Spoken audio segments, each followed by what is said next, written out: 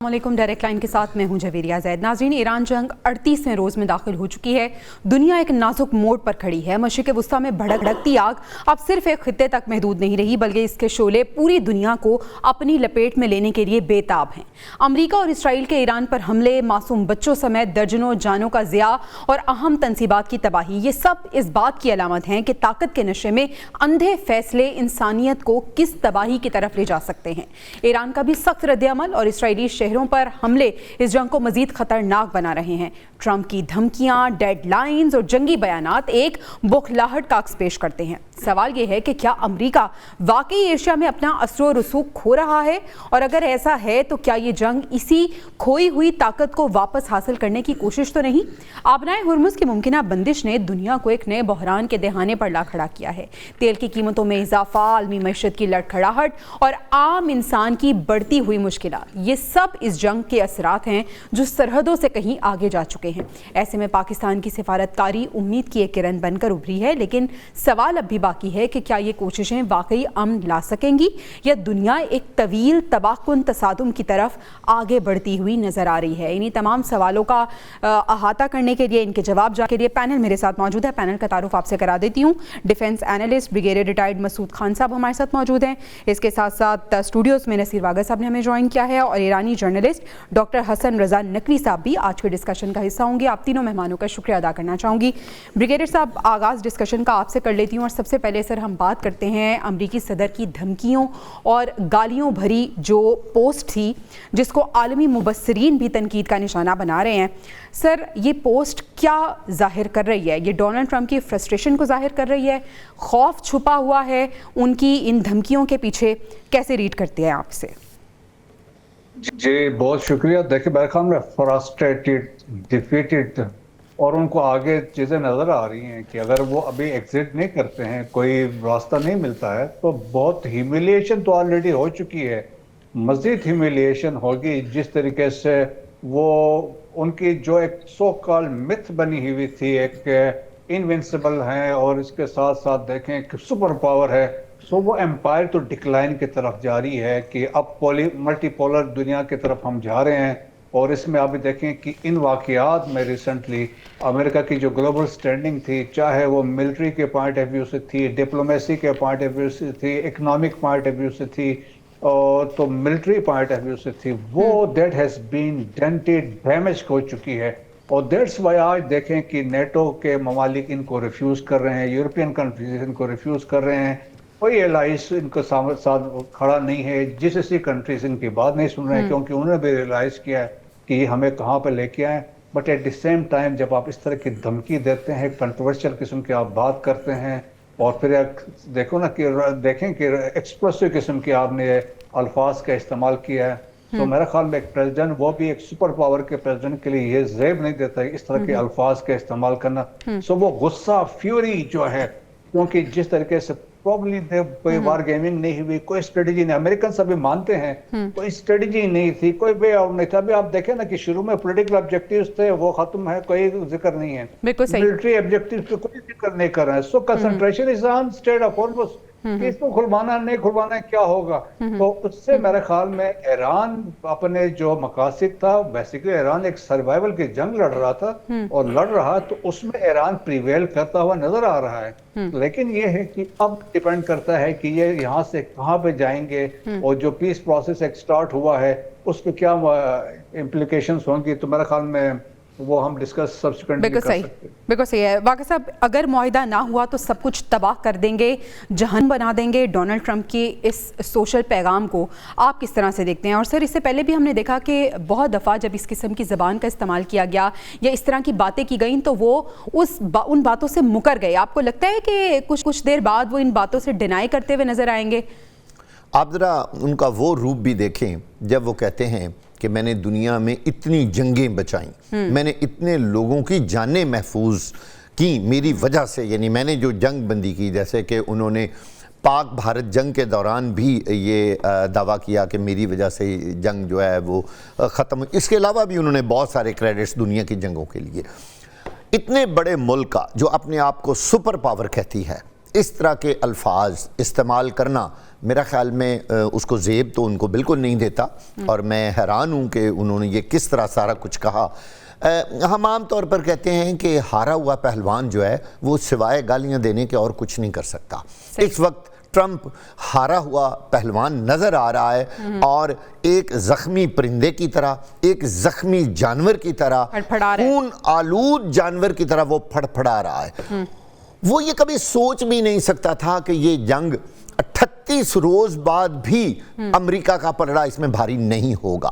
خیال تو ان کا یہ تھا کہ 3 یا 4 یا 5 دن کے بعد وہاں رجیم چینج ہو جائے گی اور پورا ایران ان کے قبضے میں ہوگا، اور وہ جو چاہیں گے کریں گے، جتنا تیل ان کو چاہیے تھا، سارا فیول، تمام تر تنصیبات ان کے قبضے میں ہوں گی، اور حکومت ان کی مرضی کی ہوگی۔ اب یہاں تو کچھ بھی نہ ہوا۔ وہ جو انہوں نے وہاں پہ اپنے کرندے چھوڑے ہوئے تھے ایران کے اندر، جو کہ ایرانی ہی تھے، وہ سارے کے سارے اب ملیامیٹ ہو چکے ہیں۔ وہ شروع میں ہی ایرانی حکومت نے پکڑ لیے تھے اور ان کو ختم کر دیا۔ اب صورتحال خراب امریکہ کے اور اسرائیل کے لیے اس لیے ہو رہی ہے کہ وہ کرندے، وہ مخبر اس وقت ان کو میسر نہیں آ رہے، اور امریکہ کو یوں محسوس ہو رہا ہے کہ ہمارے اتنے طیارے گرنے کے بعد، آپ دیکھیں C-130 2 ہاک طیارے، اس کے علاوہ بھی ان کا کتنا نقصان ہو چکا ہے، جہاز ان کے کتنے گر چکے ہیں، یہ تو کبھی انہوں نے سوچا بھی نہیں تھا۔ وہ طیارے جن پر ان کو بڑا مان تھا اور وہ بہت زیادہ ان کا کریڈٹ لیتے تھے کہ یہ دنیا کے جدید ترین جنگی طیارے، اگر ایران نے وہ گرا لیے ہیں تو پیچھے امریکہ کے پلے کیا رہ گیا؟ عزت بھی گئی اور نقصان بھی ہو گیا۔ اب ان ساری چیزوں کو بچانے کے لیے ٹرمپ اپنی قوم کے سامنے کسی طرح سے بھی فیس سیونگ کرنے کی پوزیشن میں ہی نہیں رہا۔ اب اس کی اپنی ہی قوم، اپنے ہی سینیٹر، اپنے ہی لوگ، اور پینٹاگون کے اندر کئی لوگ یہ باتیں کرتے ہوئے سنے جا رہے ہیں کہ جناب اگر آپ کے اندر پانی نہیں تھا، آپ اتنی جرت اور ہمت نہیں رکھتے تھے، تو آپ کو ضرورت کیا تھی ایران کے ساتھ پنگا لینے کی؟ اب دیکھیں ایران کے اوپر حملہ آور ہوئے ہیں، ایران حملہ آور نہیں ہوا۔ یہی وجہ ہے کہ برطانیہ سمیت بہت سارے ممالک نے امریکہ کا ساتھ دینے سے انکار کر دیا ہے ایران کے خلاف، اور یہ صورتحال ایران کے لیے، امریکہ کے لیے بڑی ہی پریشان کن ہے کہ ہم نے سوچا کیا تھا، ہوا کیا؟ ہمارا تو خیال تھا کہ دنیا کے کئی ممالک ہمارا ساتھ دیں گے۔ چلیں ایران کا پرسپیکٹیو کیا ہے وہ بھی جان لیتے ہیں۔ ایرانی صحافی ڈاکٹر حسن رضا نقوی صاحب نے ہمیں جوائن کر لیا۔ نقوی صاحب thank you much for your time. Naqvi صاحب، ہم دیکھ رہے ہیں کہ ڈونلڈ ٹرمپ نے جس طرح سے دھمکی آمیز سوشل میڈیا پیغام دیا ہے اور بہت ہی غلط زبان کا استعمال کیا، لیکن ایران نے بھی ترکی بترکی جواب دیا، اور ایران نے کہا ہے کہ آپ کا الٹیمیٹم بھی ہم مسترد کرتے ہیں، اور ایران نے پورے خطے کو امریکہ اور اسرائیل کے لیے جہنم بنانے کی دھمکی دی ہے۔ سر، ایران کا پرسپیکٹیو کیا ہے، اور ایران کیا سمجھتا ہے کہ ایران نے جو آبجیکٹیو اچیو کرنا تھا وہ کر لیا ہے، اور امریکہ خاص طور پہ ڈونلڈ ٹرمپ اس وقت بوکھلاہٹ کا شکار ہے، فرسٹریشن کا شکار ہے، اسی فرسٹریشن میں اس طرح کی زبان کا استعمال ہو رہا ہے اور اس طرح کی دھمکیاں دی جا رہی ہیں؟ احمد فراز کا ایک شعر ہے کہ ایک تو خواب لیے پھرتے ہو گلیوں گلیوں، ایک تو خواب لیے پھرتے ہو گلیوں گلیوں، اس پہ تکرار بھی کرتے ہو خریدار کے ساتھ۔ بہت خوب۔ ایک طرف تو یہ لوگ جو ہیں وہ منتیں کر رہے ہیں مذاکرات کے لیے اور ایران کے ساتھ جو ہے وہ ڈیل کرنے کے حوالے سے، اور دوسری طرف جو ہے وہ دھمکی آمیز لہجہ، ڈکٹیشن کا لہجہ، اس کو بھی انہوں نے روا رکھا ہوا ہے۔ ہم دیکھتے ہیں کہ ایران کے اوپر کسی بھی صورت میں آپ جب دھمکی آمیز لہجہ اپنائیں گے تو ایران اس سے بڑھ کر رد عمل دکھائے گا۔ اگر آپ ایران کے ساتھ بات کریں گے، ڈائیلاگ کے ساتھ بیٹھیں گے، تو یہ ہمیشہ بیٹھنے کو تیار ہیں، لیکن امریکہ کے حوالے سے ابھی بھی ایرانی عوام کا بھی اور ایرانی حکام کا یہ موقف موجود ہے۔ وہ کہتے ہیں کہ دنیا کے ممالک جو ہیں وہ جنگوں سے ڈرتے ہیں، لیکن ایران جو ہے وہ مذاکرات سے ڈرتا ہے۔ صحیح۔ اس وجہ سے کہ اس سے پہلے بھی 3 دفعہ امریکہ کے ساتھ جو ایران کے مذاکرات ہوئے، وہ عین مذاکرات کے دوران جو ہے وہ دھوکہ دیا گیا اور ایران کے اوپر جو ہے وہ حملہ کر دیا گیا۔ لہٰذا اس وجہ سے ابھی آج جو ان کے فارن منسٹری کے اسپوکس پرسن ہیں ڈاکٹر بقائی، انہوں نے بھی اپنی گفتگو کے اندر اس طرف اشارہ کیا ہے کہ ہمارے ساتھ جو ہے وہ ڈکٹیشن کے لب و لہجے کے اندر بات نہ کی جائے۔ اور ایران نے پہلے بھی یہ ثابت کیا ہے کہ اگر وہ ہمارے انفراسٹرکچر کے اوپر حملہ کریں گے تو ہم اس سے بڑھ کر جو ہے وہ خطے کے اندر ان کے انفراسٹرکچرز کے اوپر حملہ کریں گے. اور ایران چونکہ اپنی وسعت کے اعتبار سے اتنا پھیلا ہوا ہے کہ یہ ان کے لیے ناممکن ہے کہ وہ ایران کے پورے انفراسٹرکچر، ممکن ہے 10-15 جگہوں پہ وہ حملہ کر دیں. اور پھر دوسری طرف ایران کا جو انفراسٹرکچر ہے وہ سارے کا سارا ڈی سینٹرلائز ہے. یوں نہیں ہے کہ ایک مین جگہ پہ آپ ٹارگٹ کریں تو پورے ایران کی بجلی بند ہو جائے گی یا اس کی گیس پائپ لائن پھٹ جائے گی اور پورے ملک کا سسٹم ڈسٹرب ہو جائے گا. نہیں، یہاں تہران کے اندر میں رہ رہا ہوں تو خود تہران کے اندر 30 کے قریب گریڈ اسٹیشن علیحدہ انڈر گراؤنڈ موجود ہیں جو بجلی کی پیداوار ہو رہی ہے وہاں پہ. تو لیکن دوسری طرف جب ایران ریٹیلیٹ کرے گا تو اس میں ہم دیکھتے ہیں کہ انہوں نے گزشتہ رات کو یہ وارن کیا ہے امریکہ کو کہ اگر آپ ہمارے انفراسٹرکچر پہ حملہ کریں گے تو ہم خطے کے اندر اسرائیل، امریکن کی جتنی بھی شراکت دار کمپنی اور اتحادیوں کی جو آئل ریفائنریز ہیں، آئل ڈیپو ہیں اور واٹر فلٹریشن پلانٹ اور انرجی سیکٹر، اس کے اوپر حملہ کریں گے اور تباہ کر دیں گے. بالکل صحیح ہے. نقوی صاحب، میں آپ سے ضرور پوچھنا چاہوں گی، امریکہ جو دعویٰ کر رہا ہے کہ پائلٹ کو ریسکیو کیا ہے ایران کے اندر آ کر، اس کی حقیقت کیا ہے؟ لیکن بریگیڈیئر صاحب بھی ہمارے ساتھ موجود ہیں. بریگیڈیئر صاحب، یہی سوال میں آپ کے سامنے بھی رکھنا چاہوں گی. ایک طرف ایران یہ دعویٰ کر رہا ہے کہ امریکہ کے 2C-130 طیارے، 2 بلیک ہاک ہیلی کاپٹرز اور ڈرونز کو تباہ کیا ہے، اور امریکہ دوسری طرف یہ کہہ رہا ہے کہ انہوں نے پائلٹ کو ریسکیو کیا ہے، ایران کے اندر آ کے دن کی روشنی میں پائلٹ کو ریسکیو کر کے وہ لے گئے ہیں. کیا اس بات میں صداقت ہو سکتی ہے؟ جی ہاں، بالکل ہو سکتی ہے، کیونکہ پھر یہ اگر خبر جب پریزیڈنٹ کی طرف سے آئے تو ہمیں اس پہ یقین کرنا چاہیے. اور پھر دیکھیں اس میں کیونکہ وہ امریکن نیشن کے سامنے جھوٹ نہیں بول سکتے، وہ کنفرنٹ ہو سکتا ہے. آلریڈی ان کی جو اپروول گراف تو آلریڈی گر چکی ہے، 33% ہے، تو ان کے لیے مشکلات ہے. آگے مڈ ٹرم الیکشنز بھی آ رہے ہیں. باقی دیکھیں کہ جو ریسکیو آپریشن ہوا ہے اس میں انیشلی 2 C-130 گئے تھے اور اس کے بعد اس میں سیل ٹیم 6 یا اسپیشل فورسز کے لوگ تھے. اور اس کے بعد سبسیکوئنٹلی جب انہوں نے اس کو ریکور کیا، کیونکہ دیکھیں جب بھی کوئی پائلٹ ہو یا اس میں گنر ہو، جب یہ اس طرح ایجیکٹ کرتے ہیں تو ان کے پاس اسپیشل بیکن سسٹم آپ سمجھ لیں، they can communicate with the, اپنے ہیڈ کوارٹرز کے ساتھ ان کو اپنی لوکیشن دے سکتے ہیں. تو ایک تو وہ چیز پاسبلٹی تھی. اور سیکنڈ یہ تھا کہ جب انہوں نے لوکیٹ کیا تو اب ان کے بقول جو اب امریکن میڈیا نے رپورٹ کیا ہے کہ 2 C-130 میں بے واسطہ یا کوئی مسئلہ ہوا تھا. انہوں نے اس دوران یہ کیا کہ 3 اور جہاز منگائے اور یہ بیسیکلی ایران کے اندر ڈیزرٹ میں انہوں نے لینڈ کیا ہوا تھا. 3 C-130 اور آئی ہیں، 2 جو C-130 تھے انہوں نے خود اس کو کہتے ہیں ہم نے ایکسپلوژن لگا کے ڈسٹرائے کیا تاکہ ٹیکنالوجی کسی کے ہاتھ نہ لگے. لیکن چلیں جو بھی ہے، یہ امریکنز کا کہنا ہے. لیکن 2 C-130 گئے، ملینز آف ڈالرز کی بات تھی. اور پھر دیکھیں اس سے پہلے ایک A-10 جہاز گرا تھا اور ایک A-15 گرا تھا. اور پھر اس کے علاوہ 2 بلیک ہاک جو ہیلی کاپٹرز تھے وہ بھی مار گرائے گئے ہیں. تو ہمارا خیال میں دیکھیں تو بڑا نقصان ہے. باقی جو بیسز کے اندر جو ڈسٹرکشن ہوئی وہ تو اس کے علاوہ ہے. اور باقی بہت ساری چیزیں ہوتی ہیں جنگ کے دوران رپورٹ نہیں کی جاتی ہیں کیونکہ مورال کا فیکٹر ہوتا ہے اور بہت ساری چیزوں کی وجہ سے اس کو کرتے ہیں. تو دیکھیں کہ ایک چیز جو ایران نے غلط ثابت کر دی. دیکھیں پریزیڈنٹ ٹرمپ بڑے عرصے سے کہہ رہا تھا کہ ہم ایران کی جو ایئر ہے اس کو ڈومینیٹ کر رہے ہیں، ایئر سپیریورٹی ہے. تب انہوں نے کہا ایئر سپریمیسی ہے. لیکن اب جب یہ واقعات ہوئے ہیں تو اس کا مطلب ہے کہ ایران کے جو air defence system still active ہے اور اکارڈنگلی رسپونڈ کر رہا تھا. سو میرا خیال میں اس کا مطلب یہ ہے کہ ان کو بڑا نقصان اٹھانا پڑا. پھر ان کے اسٹیٹمنٹ کو بھی یہ ہوا. تو دیٹس وائی دیکھیں کہ میرا خیال میں امریکہ کو کتنا نقصان ہوا. واقع صاحب، اس سے پہلے کہ میں آپ کی طرف آؤں، میں نقوی صاحب سے اس کا جواب جاننا چاہوں گی. نقوی صاحب، کیا یہ ممکن ہے کہ ایران کے علم میں نہ ہو اور یہ ریسکیو آپریشن ہو جائے، یا ایران کو معلوم تھا کہ یہ ریسکیو آپریشن ہو رہا ہے؟ ذرا ہمیں ڈیٹیل بتائیے گا، ایران کا کیا موقف ہے؟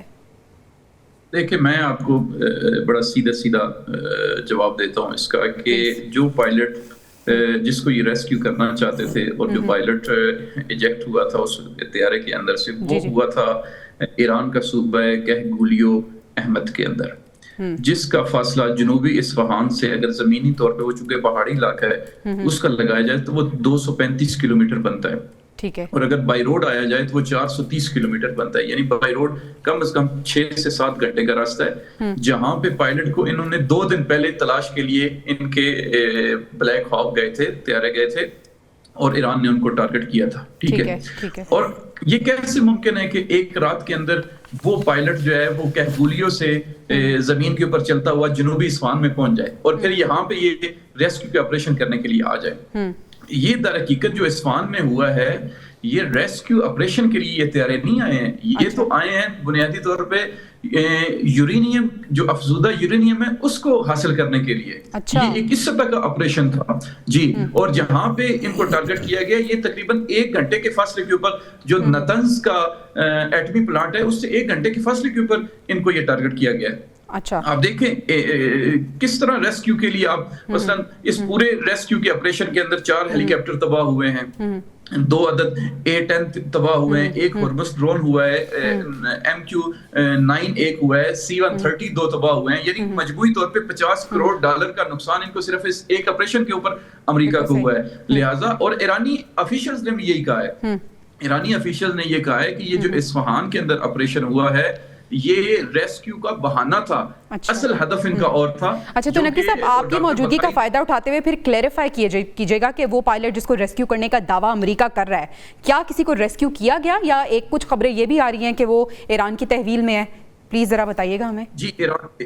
جی ایرانی جو آفیشلز ہیں انہوں نے ابھی تک اس حوالے سے کوئی واضح طور پہ اعلان نہیں کیا, لیکن اشاروں کے اندر جو بات ان کی طرف سے ہمیں سننے کو ملی ہے وہ یہی ہے کہ جو امریکہ ریسکیو کی آپریشن کرنا چاہتا تھا وہ ناکام ہوئے ہیں. اور اس میں بڑا واضح ہے کہ اگر انہوں نے ریسکیو کر لیا ہوتا تو یقیناً وہ میڈیا کے اوپر بھی لے کے آتے, لیکن ایران دوسری طرف شاید یہ سمجھتا ہے کہ اس کو اگر ہمارے پاس بھی موجود ہو تو مخفی طور پہ رکھیں تو اس سے زیادہ ایک پریشر جو ہے وہ بالکل صحیح. اچھا واقعہ صاحب منگل بڑا امپورٹنٹ ہے کیونکہ منگل کی نئی ڈیڈ لائن دی ہے ڈونلڈ ٹرمپ نے, آبنائے ہرمز کھولیں ورنہ سب کچھ اڑا کے رکھ دیں گے. کیا ہونے جا رہا ہے منگل کو؟ ایران تو ڈٹا ہوا ہے کہ میں نہیں ڈر رہا, آپ جتنی مرضی دھمکیاں دے دیں, جتنی مرضی ڈیڈ لائنز دے دیں, مجھے کوئی فرق نہیں پڑتا. ٹرمپ کو اپنی ڈیڈ لائن بڑھانا پڑے گی کیونکہ کسی بھی صورت ایران ماننے کو تیار نہیں ہے, نہ ہی وہ ہتھیار پھینکے گا اور نہ ہی وہ آبنائے ہرمز کو اس کی دھمکیوں کی وجہ سے کھولے گا. اگر وہ کھلے گا تو تمام اسلامی ممالک کی مشترکہ حکمت عملی کے تحت کھلے گا یا پھر وہ ممالک جو اس سے بری طرح متاثر ہو رہے ہیں ان کے کہنے پہ کوئی ایسی اسٹریٹجی اگر ایران بنا لیتا ہے کہ کچھ جہازوں کو جیسے کہ انہوں نے پہلے بھی گزرنے دیا, کوئی ایمرجنسی کی چیزیں تھیں, کوئی کھانے پینے کا سامان تھا, لیکن اگر امریکہ کا یہ خیال ہے کہ ایران اس دھمکی کی وجہ سے آبنائے ہرمز کو کھول دے گا تو یہ اس کی بہت بڑی غلط فہمی ہے. حیران کن بات تو یہ ہے کہ وہ بار بار کس طرح دھمکی دیتا ہے کہ میں جہنم بنا دوں گا. انہوں نے جہنم دیکھا ہے کبھی؟ ان کو پتہ نہیں ہے کہ جب یہ آئیں گے نا ایران میں جہنم ان کو پھر یہاں ان کا بنے گا اور ان کو لگ پتہ جائے گا کہ ایران کی سرحد کیسے عبور کی جا سکتی ہے. ان کو اس وقت زیادہ پتہ چلے گا جب یہ اپنی پیدل یا زمینی فوج کو ایران کے اندر داخل کرنے کی کوشش کریں گے. نقوی صاحب جیسے کہہ رہے ہیں کوششیں کی ہے, بھرپور جواب دیا گیا ہے, بری طرح ان کو آگے سے پسپائی کا سامنا کرنا پڑا ہے. دیکھیے ایک طرف تو ٹرمپ کہتا ہے کہ ہم نے ایران کو تباہ کر دیا اور دوسری جانب اپنے 2 پائلٹوں کو ڈھونڈتا پھرتا ہے ایران کے اندر, ان کو کہتا ہے کہ جی ریسکیو کرنا. تو اگر ان کا اتنا کمانڈ کنٹرول ہوتا ایران کے اندر تو ان کو ریسکیو کرنے کی کیا ضرورت تھی؟ یہ ان کی ناکامی کا منہ بولتا ثبوت ہے. اس سے یہ پتہ چلتا ہے کہ امریکہ آج تک جتنے دعوے کر رہا ہے کہ میں نے ایران کو تباہ کر دیا ہے, میں نے یورینیم ان کی ختم کر دیا ہے, میں نے ان کے بہت ساری جو قوتیں تھیں, ان کی جو ابیلٹیز تھیں ان کو میں نے نیست و نابود کر دیا, وہ سب غلط ہے. ابھی جو ایرانی جرنلسٹ نے ہمیں بتایا کہ ایک بڑی اہم بات یہ ہے کہ ایران کوئی چھوٹا ملک نہیں ہے, یہ بہت بڑا ملک ہے اور انہوں نے بالکل کوئی چیز مرکزی سطح پر نہیں رکھی ہوئی کہ ایک ہی جگہ اس کو تباہ کر دیا اور وہ سارا کچھ ان کا ختم کر دیا. انہوں نے سکیٹر کر کے چیزیں لگائی ہوئی ہیں. ان کے اگر ان کی ایٹمی تنصیبات ہیں, اگر ان کی فوجی تنصیبات ہیں, اگر ان کا کوئی بھی سیکیورٹی کے ادارے ہیں تو آپ دیکھیں کہ انہوں نے سکیٹر کر کے رکھا ہوا ہے پورے ملک کے اندر. اگر ایران نے یہ کہا ہے کہ اس جنگ کی تیاری وہ سالوں سے کر رہا ہے تو ایران اس کو پروف بھی کر رہا ہے. اچھا نقوی صاحب آپ سے میں آخری سوال یہ کرنا چاہوں گی کہ پھر کیا حل ہے اس مسئلے کا؟ کیا اس پورے تصادم میں, اس پوری صورتحال میں سفارت کاری سے حل ممکن نظر آ رہا ہے؟ ایران نے اپنی شرائط تو رکھ دی ہیں لیکن ایران کا کیا موقف ہے؟ کس صورت किस नहज पे अमेरिका को पहुंचाकर ईरान जो है वो बात मानने पे तैयार होगा, और मंगल बड़ा इंपॉर्टेंट है, ईरान किस तरह से इसको देख रहा है? देखें, ईरान जो है वो उसकी शराइत बड़ी वाज़ेह हैं, और वो पहले दिन से जो उन्होंने शराइत बयान की थी कि अमेरिका को खित्ते से निकलना होगा, और इसी तरह अमेरिका के जो अड्डे हैं वो खाली होने होंगे, यहाँ पे हम इन अड्डों को बर्दाश्त नहीं करेंगे, जंग बंदी की जमानत जो है वो आलमी सतह पे हमें दी जाएगी। और इसके साथ साथ हम ये देखें जो पाबंदियां और आबनाए हुर्मुज के हवाले से ईरान का मौक़िफ़ है वो भी बड़े वाज़ेह है, और इस वक्त तो आलमी सतह पे मुल्कों ने कबूल कर लिया आबनाए हुर्मुज के ऊपर जो है वो ईरानी मैकेनिज्म को, और ईरानी पार्लियामेंट ने भी इसके ऊपर जो है करारदाद को मंजूर कर लिया। अभी वो सिर्फ टैक्सेशन का वो पूरा तरीकाकार बना के उसको कानून की हैसियत देने जा रहे हैं।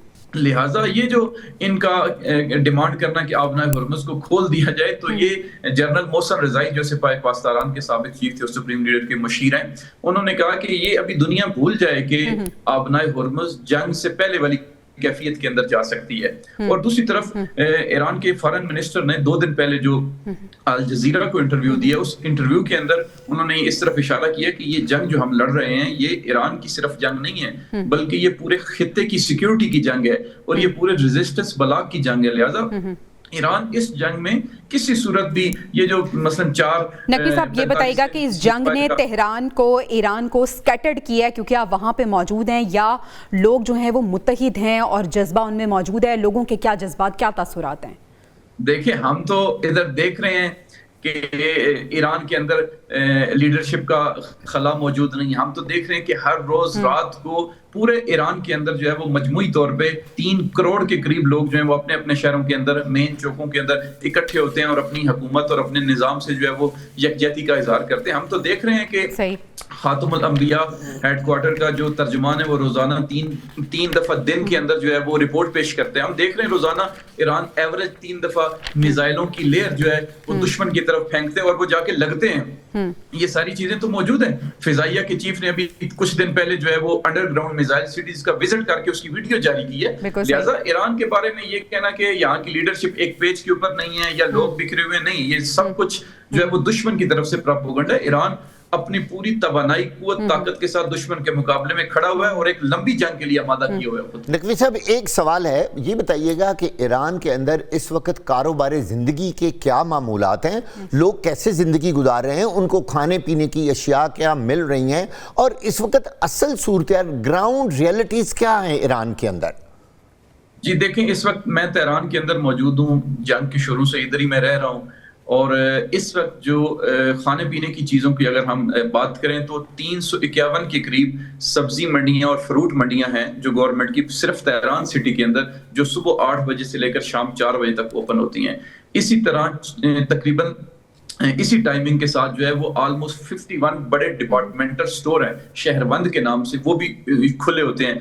अभी बीच में चूंकि नौरोज की छुट्टियां थी, गुज़श्ता रोज जो है वो ईरान ने अपने तमाम ऑफिशियल इदारे, सरकारी गैर सरकारी इदारे जो हैं नौरोज की छुट्टियों के बाद जो है वो खोल दिए हैं। आज सुबह मैं बाहर गया हुआ था रोड के ऊपर, तो मुझे आज आप यकीन करें तेहरान के अंदर वही ट्रैफिक नजर आई जो मुझे जंग से पहले नजर आती थी।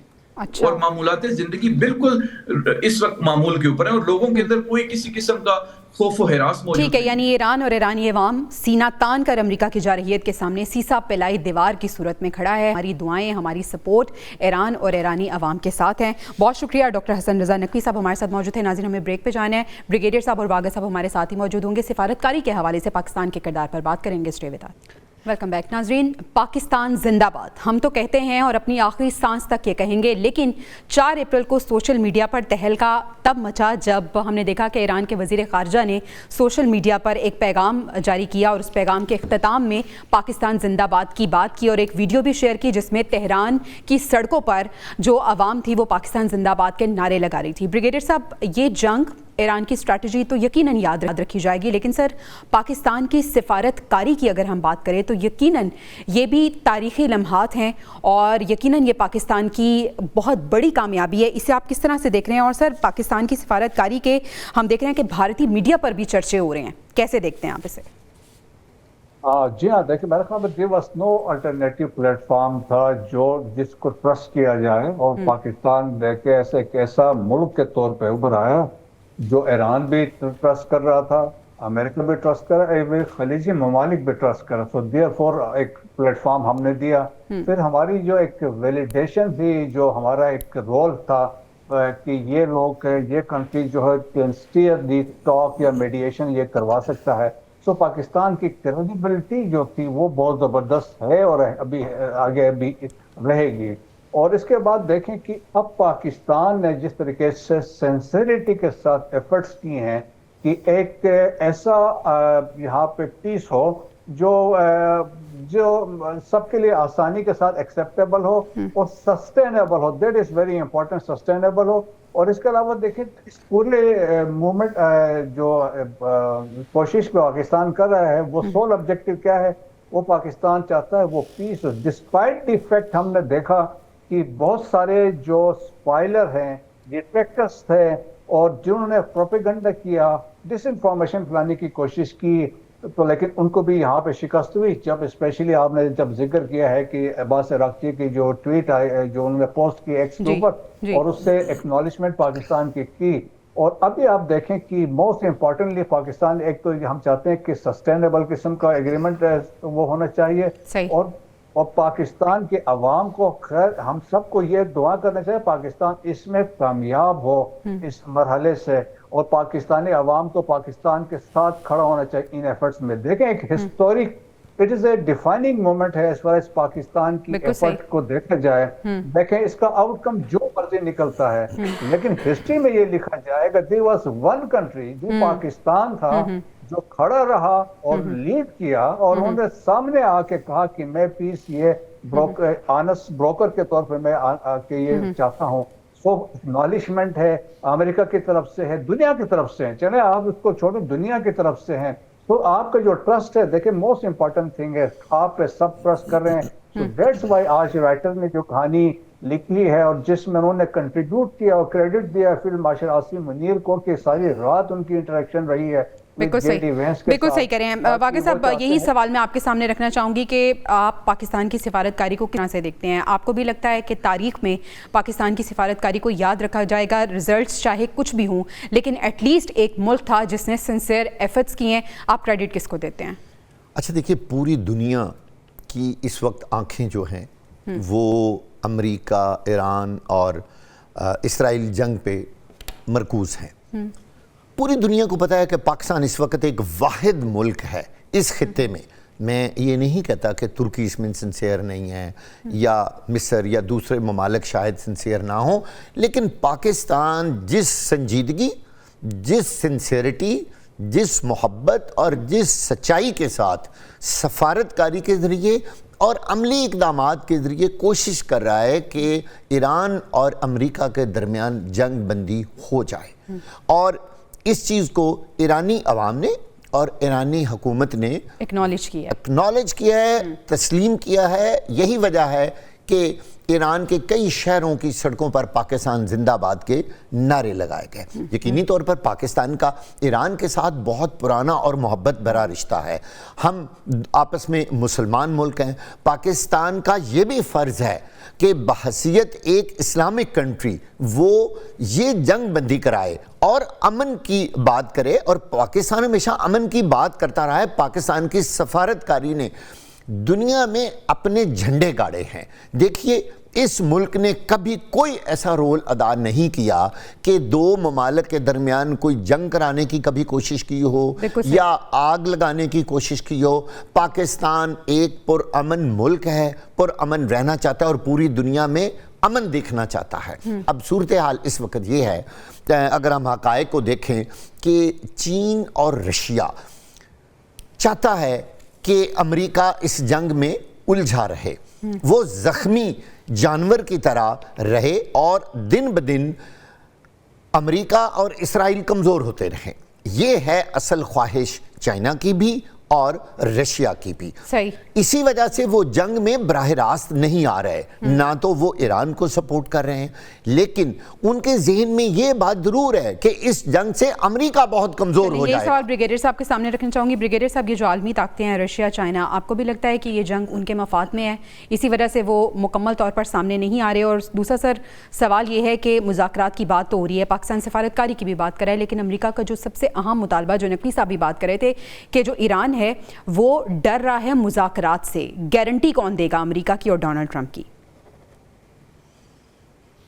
بات یہ دیکھیں کہ جو رشیا اور چائنا ہے, یقیناً ان کی ایک خواہش ہے کہ جس طریقے سے رشیا کے اگینسٹ یوکرین کی مدد کی جا رہی تھی اور ابھی بھی ہے, پورا یورپ لگا ہوا, امریکہ کی سپورٹ تھی, اور تو وہ یقیناً وہ بدلہ یہاں پہ اتارنا چاہیں گے, اور وہ چاہیں گے کہ یہ باک ڈاؤن رہے, ان کو نقصان ہو, جہاز گرے ہیں, اور یہ تو یقیناً ایک رائیولری ہے, وہ تو اس میں فیکٹ ہے. لیکن جنگ شروع ہونے سے پہلے دیکھیں کہ میکسیمم جو یہاں پہ مدد کی گئی ہے, جو کارگو جہاز آئے ہیں چائنا کی طرف سے اور رشیا کی طرف سے, وہ جنگ کے شروع سے پہلے ہونے سے 28 فروری سے پہلے یہاں ایران میں لینڈ کر چکے تھے, اور ٹنوں کے حساب سے وہ کارگو لے کے آئے تھے. That is one thing. Second یہ امپورٹنٹ ہے کہ ایران جو ہے, دیکھیں ابھی ویسٹرن میڈیا اور امریکہ الزام لگا رہے ہیں بہت رشیا ان چائنا کو, دے آر پرووائڈنگ انٹیلیجنس, اور they are basically giving intelligence of not only کہ جو ان کے پرشین جو GCC کنٹریز میں ہے, لیکن اسرائیل کے اندر کی جو لوکیشنز ہے وہ بھی اس کی انٹیلیجنس یہ دونوں ممالک دے رہے ہیں. جی. ایرانیز جو یوز کر رہے ہیں بیدرو سسٹم یوز کر رہے ہیں, جو سیٹلائٹ سسٹم ہے. سو ابھی بھی وہ ابھی لیٹسٹ بھی ابھی جو ویسٹرن میڈیا ہے وہ یہ کہہ رہے ہیں کہ امریکنس اسپیشلی کہ چائنا جو ہے انٹیلیجنس بھی دے رہا ہے, اور ساتھ ہی انہوں نے کہا بیلسٹک میزائل میں انہوں نے ریسنٹلی بھی بڑی مدد کی ہے. سو دیٹ بڑی بڑی ایکوزیشن ان کی طرف سے آ رہی ہے. لیکن یہ ہے کہ آلریڈی دیکھیں کہ امبیرسمنٹ جو امریکہ کے لیے تو ہو چکی ہے, ہیوملیشن تو ہو چکی ہے. سو دیئرفور ابھی بھی چائنا کی خواہش ہے, اور وہ چاہتے ہیں کہ پیس ہو, بات چیت ہو, رشیا بھی یہی چاہتا ہے, لیکن ایٹ ٹرمز جو ہے جو وہ چاہتے ہیں سارے مل کے فیسیلیٹیٹ کریں جو ایران کے لیے, ایران کے اس ٹرمز کے, کیونکہ ایران کی ریکوائرمنٹ ہے کہ بھائی آپ گارنٹیز دیں. گارنٹی بالکل بالکل, یہی سوال چلے میں واگا صاحب کے سامنے رکھ لیتی ہوں کیونکہ we are short of time. Brigadier صاحب, ایران نے اپنی جو شرائط ہیں وہ سامنے رکھ دی ہیں, لیکن گارنٹی امریکہ کی کون دے گا, ڈونلڈ ٹرمپ کی کون گارنٹی دے گا؟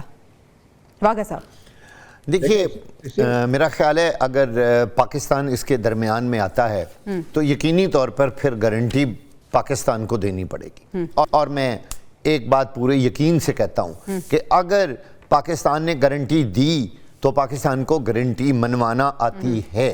پاکستان اور اس کی مسلح افواج نہ تو اتنی کمزور ہیں کہ اگر امریکہ نے کوئی ان کی موجودگی میں معاہدہ کیا اور پاکستان نے درمیان میں دستخط کیے تو پھر وہ معاہدے سے ہٹ نہیں سکیں گے. یقیناً اس میں ترکی بھی ہوگا, مصر بھی ہوگا, پاکستان بھی ہوگا. اس پورے خطے کے امن کے ضامن لوگ جو ہیں وہ بھی شریک ہوں گے, لیکن پاکستان کا اس میں کردار بہت اہم ہوگا. اور یقینی طور پہ میں بار بار کہہ رہا ہوں کہ پاکستان اگر بطور گارنٹر سامنے آتا ہے تو پاکستان اس کو منوا لے گا, اور اسی میں ایران کا فائدہ ہے اور اس میں امریکہ کا بھی بہت فائدہ ہے. جو فیس سیونگ چاہ رہا ہے, جی وہ فیس سیونگ چاہ رہا ہے, اور امریکہ تو چاہ رہا ہے اس وقت کوئی درمیان میں ایسا ملک آ جائے جو جنگ بندی بھی کروائے. کیوں کہ ایران اس وقت جس بات پہ اڑا ہوا ہے اور جس تیزی سے وہ حملے کر رہے ہیں, اچھا امریکہ کو ابھی تک یہی نہیں پتا چل رہا کہ ایران کے پاس مزید کتنا اسلحہ ہے. یہ ہے وہ سب سے بڑا اہم سوال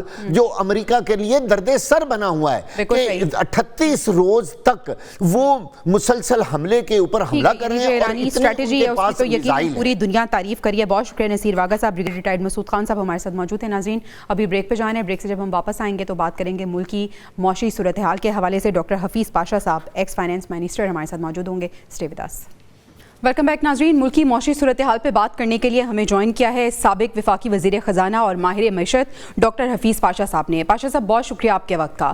پاشا صاحب ہم نے دیکھا ہے کہ عالمی منڈی میں خام تیل کی قیمتوں میں ایک بار پھر اضافہ ہوا ہے ایران جنگ کے تناظر میں.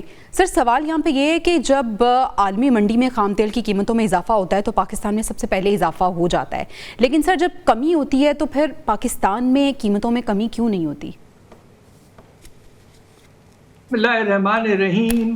اس کی وجہ ایک آپ نے بڑا مناسب سوال کیا ہے اس کی وجہ یہ ہے کہ جب قیمتیں گرتی ہیں تو ہماری حکومت میں جو ہیں وہ یہ کرتے ہیں کہ ٹیکس کا جو کمپوننٹ ہے قیمتوں میں اس کو بڑھا دیتے ہیں تاکہ ان کے ریونیو میں اضافہ ہو جائے.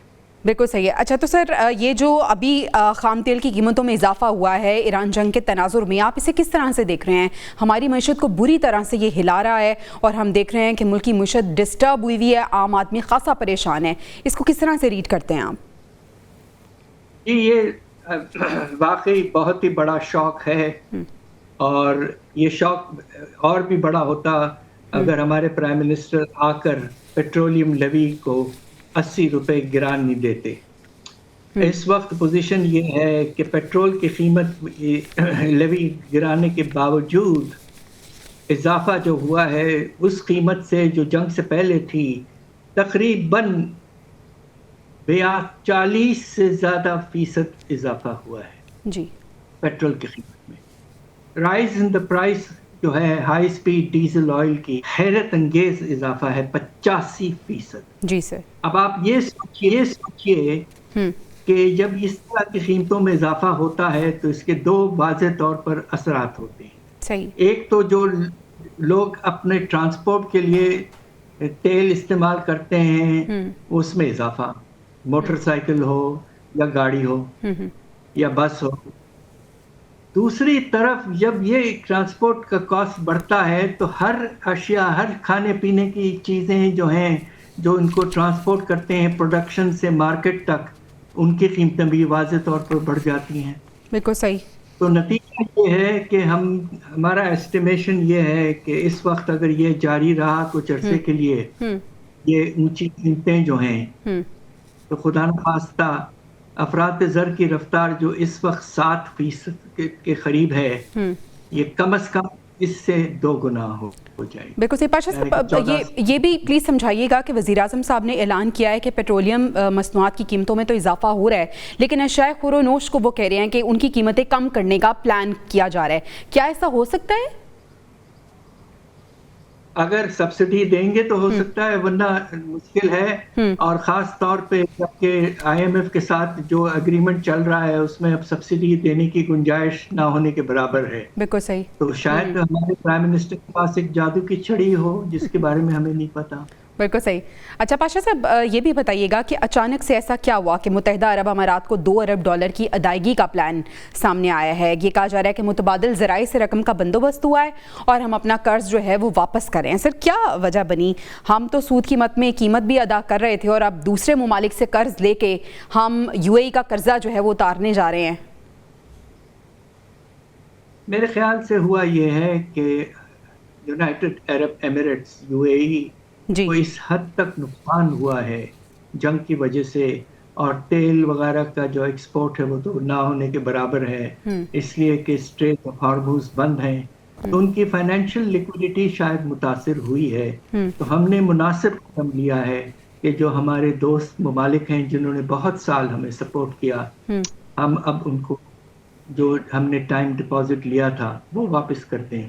تو یہ ایک مناسب پالیسی ہے اور انشاءاللہ آنے والے دنوں میں پاکستان جو ہے وہ دوسرے سورسز سے کچھ پیسے حاصل کر لے گا.